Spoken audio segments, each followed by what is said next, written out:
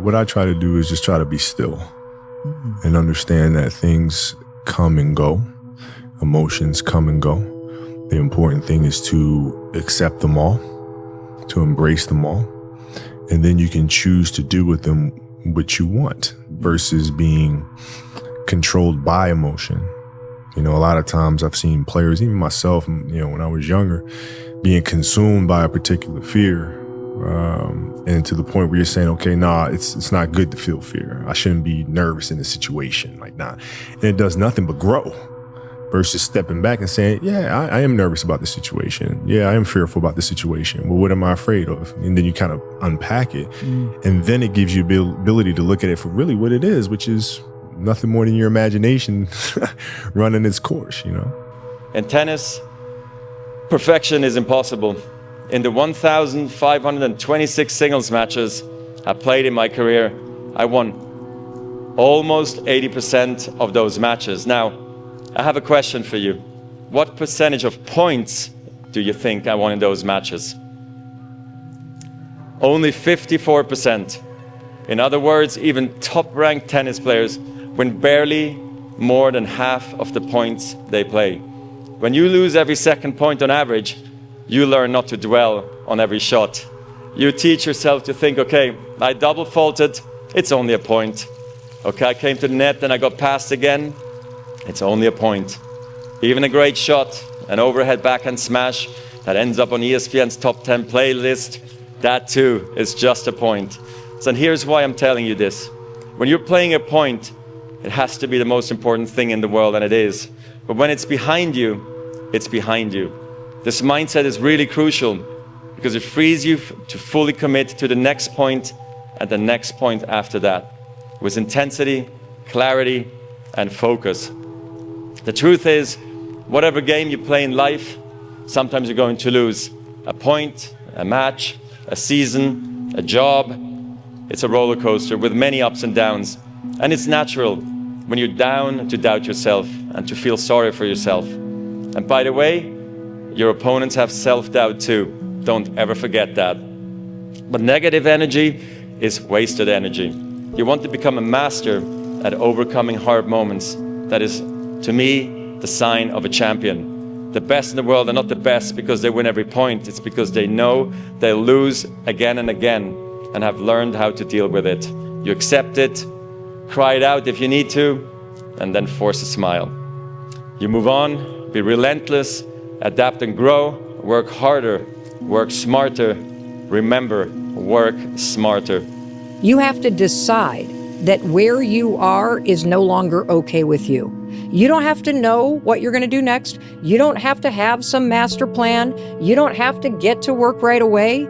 But without making a decision that I am going to do something different here, nothing's going to change and you're going to stay stuck. Because nothing changes until you change. And you change the moment you decide it's time to change. You got to have that moment where you say, all right, that's it. I've had enough. I am so sick of my own self. I am so sick of complaining about this. I'm so sick of being stuck in the past. I'm so sick of carrying around this extra weight. I'm so sick of being lonely and sad and not seeing my friends. Enough. I am making a decision to change. And I think that's what the heroes, like if we're heroes in our own story, it's not avoiding pain, it's choosing from the very beginning the alchemy, which is like you have these terrible situations. It's like, and you have the opportunity to turn them into magic and skip or shortcut all the growth you're going to have in a really short period of time simply by twisting the knife and being like, I'm going to do something about it.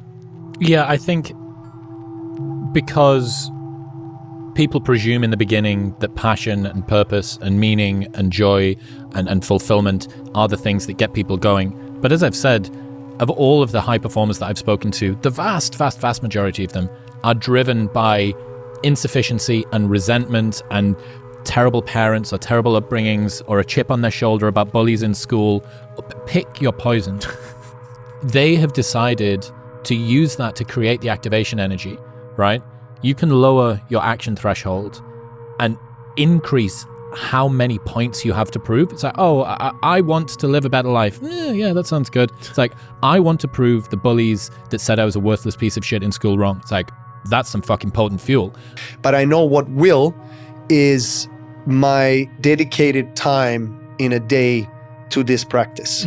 Mental practice, physical practice, of course, activity, practice that I'm doing in the gym, outside on tennis court, or when I'm not training, I still do stuff. I still do some yoga practice, I still do stretching, I still do breathing. I love the Qigong and the Chinese traditional medicine or Chinese tradition practices. I think they're super good and important that you can do even in your chair. There's ways, and it's incredible nowadays in internet. And I mean, there's access to incredible things. All it takes is a willpower to do it and a desire to say, okay, I'm consciously making this decision to change my life for better. And I'm going to start with small steps, super important. It's hard. You have so much judgment in this society, in this world, right? It's really hard for people. As we talked about the environment, as much as effort you're putting in, and then you come with your friends or whatever, with your family members, and then they start to judge you because you're starting to act weird, because you're not normal, you're not conforming to the norms of the society, whatever they are, because it's quite relative, we're all different. But, the norms of society are not really healthy ones. Otherwise, we wouldn't be where we are as a world ecosystem as a whole, and as people, and what we are doing to our planet, etc. There's a lot of awakening happening, and it's great to see that change. But it's not easy for people, and I understand that. And it's okay not to feel okay. We heard that many times as well. And sometimes, as I said, accepting and embracing for me and letting go of the fact that I cannot find a solution to something that happens in my brain, in my mind, is also fine. Of being in a dark place for as long as it requires is also a humane thing. It's also part of our life.